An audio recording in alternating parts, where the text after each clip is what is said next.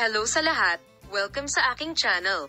Kasama mo ako sa isang magandang video na palem kay Tagbabuyak Ustan, na gumawa ng isang pangalan para sa kanyang sarili sa kanyang matagumpay na mga proyekto kamakailan ay hindi niya napigilan ang kanyang mga luha.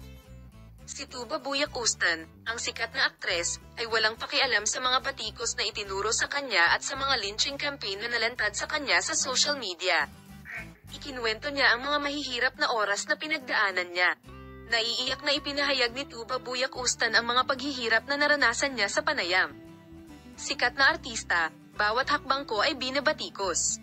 Kahit anong gawin o sabihin ko, may mga taong tumututol dito. Palagi nila akong pinapatay sa mga social network. Hindi ko na matiis, sabi niya at naging emosyonal. Si Tagbabuyak Ustan, ang pessimistic na mukha ng social media, ay nagsalita din tungkol sa epekto ng social media sa kanyang buhay.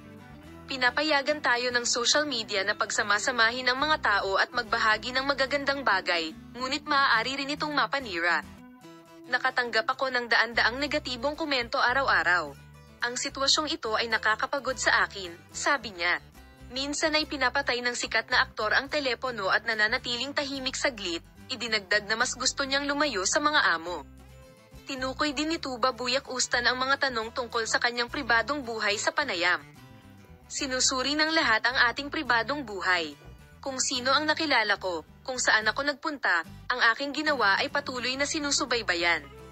Pinipilit ako ng mga tao hindi lamang para sa iyong mga pagtatanghal kundi pati na rin sa iyong pribadong buhay. Gusto ko nang matapos ito ngayon, sabi niya. Matapos mailathala ang panayam, bumuhos ang mga mensahe ng suporta sa Tagbabuyak Ustan sa social media. Ang mga tagahanga at kasamahan ay nagbahagi ng iba't ibang mga post upang hikayatin ang sikat na aktor. Sinabi ni Tagbabuyak Ustan na nagpapasalamat siya sa suportang ito. Gusto kong pasalamatan ang lahat ng naniwala sa akin at tumayo sa tabi ko. Ang iyong pagmamahal, pagkakaibigan at suporta ay napakahalaga sa akin, sabi niya. Inihayag ni Tagbabuyak Ustan na sa kabila ng lahat ng mga paghihirap, hindi niya binitawan ang kanyang hilig para sa kanyang propesyon at naghahanda na humarap sa publiko na may mga bagong proyekto. Lilipas ang mahihirap na araw na ito.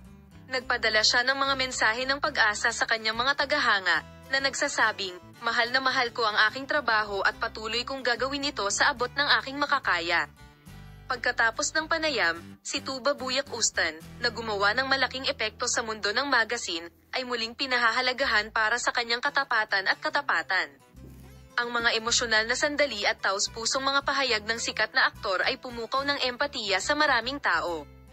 Salamat sa panonood ng aking video palem, makita ka sa mga bagong video.